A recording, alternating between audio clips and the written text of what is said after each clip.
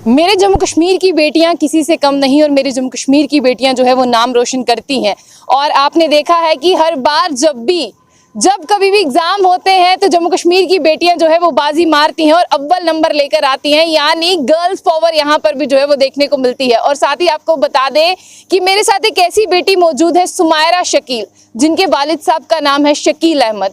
उसने जो है वो नाम रोशन किया है अपने साथ साथ जम्मू कश्मीर का भी और अपनी पूरी कम्युनिटी का। एसटी कम्युनिटी से ये ताल्लुकात रखती हैं और उन्होंने 99.2% जो मार्क्स हैं वो लिए हैं और नाम तो रोशन किया ही है। बता दें आपको, हीरानगर की है, कोर कस्बा है जो इनके गांव का नाम, और साथ साथ में आपको बता दें डिस्ट्रिक्ट कठुआ में ये पड़ता है।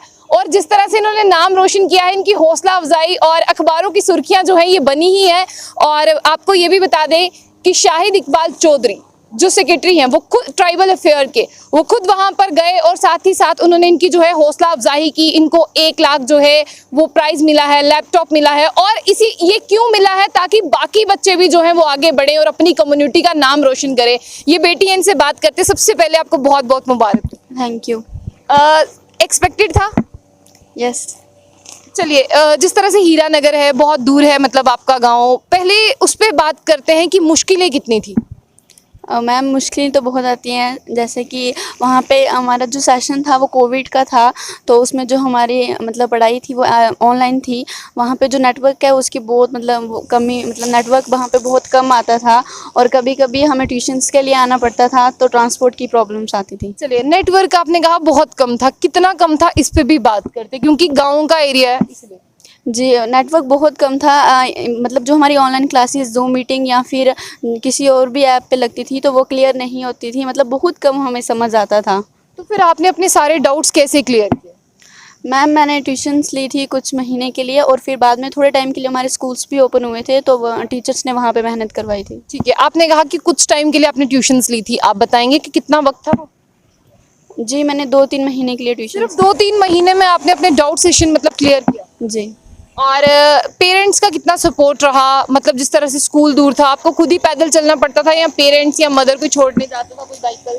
जी, पेरेंट्स का फुल सपोर्ट था।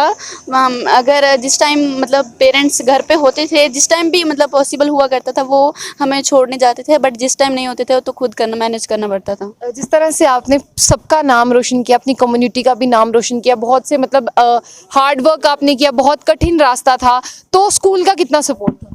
स्कूल का भी बहुत अच्छा सपोर्ट था, पूरा सपोर्ट था। स्पेशली मेरे प्रिंसिपल सर और टीचर्स, उनका पूरा सपोर्ट था।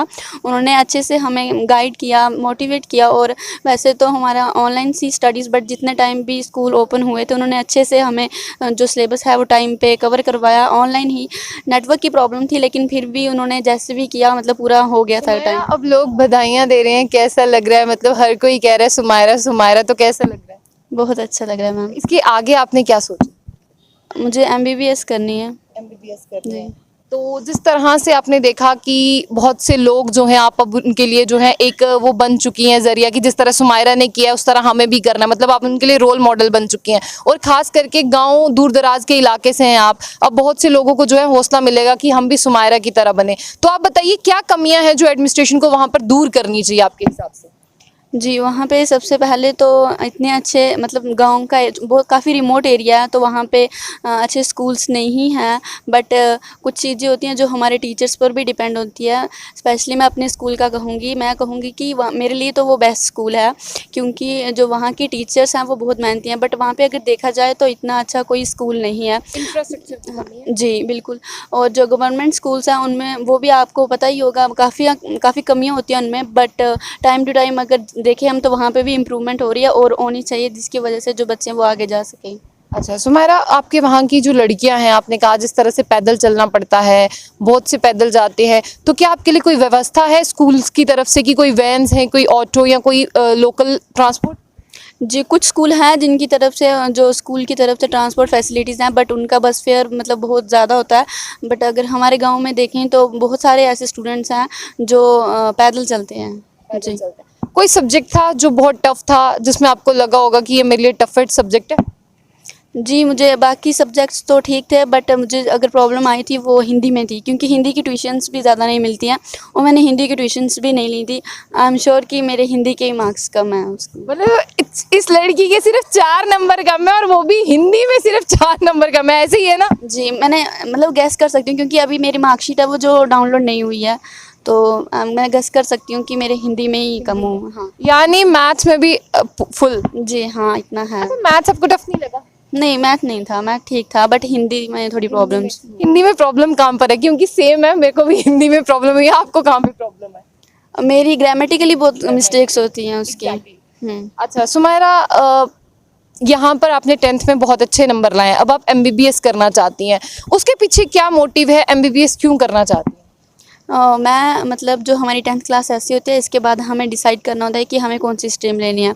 तो मुझे जो सिविल सर्विसेज हैं उसमें तो स्टार्टिंग से मतलब जब छोटे थे उसमें इंटरेस्ट था, लेकिन 10th में हमें चूज़ करना होता है कि हमें कौन सी स्ट्रीम लेनी है। मुझे मेडिकल जो स्ट्रीम है इसमें काफ़ी इंटरेस्ट था, और इसके पीछे एक खास रीज़न है कि जो हमारा एरिया है वहाँ पर अगर हम हॉस्पिटल या फिर जो मेडिकल फैसिलिटीज़ देखें तो वो बहुत कम है।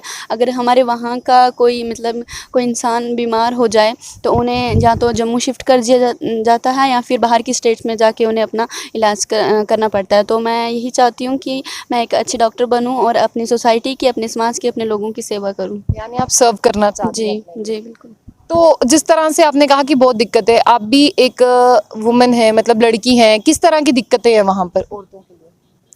जी, मतलब मेडिकल फैसिलिटीज़ बिल्कुल बहुत ज़्यादा हमारे जो एरिया है वहाँ पे तो आपको कोई हॉस्पिटल मिलेगा नहीं। हाँ, या कठुआ में है, बट एक हीरानगर में भी है हॉस्पिटल, बट इतनी फैसिलिटीज़ वहाँ पे नहीं होती है। वहाँ से सीधा रेफ़र कर दिया जाता है यहाँ पे जम्मू में, और जम्मू से भी मतलब इतनी अच्छी, आपको पता ही होगा यहाँ पे इतनी अच्छी फैसिलिटीज़ नहीं है कि अगर कोई बीमार हो, ज़्यादा सीरियस हो, तो उन्हें बाहर की स्टेट्स में फिर अपना इलाज करवाने के लिए जाना पड़ता है। चलिए, इस बेटी ने जो है वो डिसाइड कर लिया है कि अब इसे जो है एमबीबीएस करनी है और लोगों की खिदमत करनी है, क्योंकि वहाँ पर जो फैसिलिटीज़ हैं वो बहुत कम है। और एडमिनिस्ट्रेशन के लिए भी एक मैसेज रहेगा कि बच्चे जब सोच रहे हैं तो आप भी सोच सकते हैं, क्योंकि मेडिकल फैसिलिटीज़ इतनी बेसिक फैसिलिटीज़ हैं जो हर किसी को चाहिए। सुमायरा, आपको बहुत से लोग देखेंगे, बहुत से बच्चे आपको देखेंगे और वो सीखना चाहेंगे आपसे कि आपने किस तरह से पढ़ा, कोई टिप्स देना चाहेंगे उन्हें ताकि वो परस्यू कर सकें आगे?